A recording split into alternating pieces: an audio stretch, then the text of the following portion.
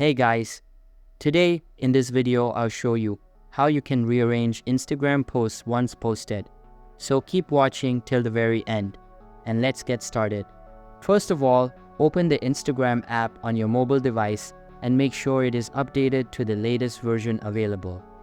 After that, sign into your account and you will be redirected to the home page.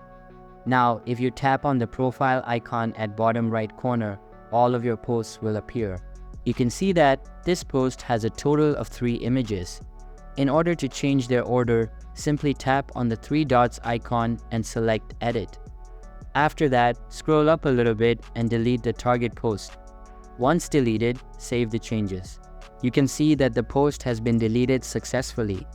In order to get it back, tap on the 3 bars at the top, select Your Activity, and then access the Recently Deleted tab.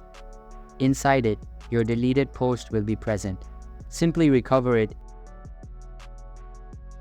and once it is fully recovered, get back to the post and you can see that the image has now been sent to the back.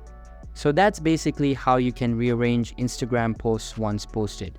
So that's all for this video. If you find this helpful, consider subscribing and giving this a big thumbs up, and I'll catch you in the next one. Thanks.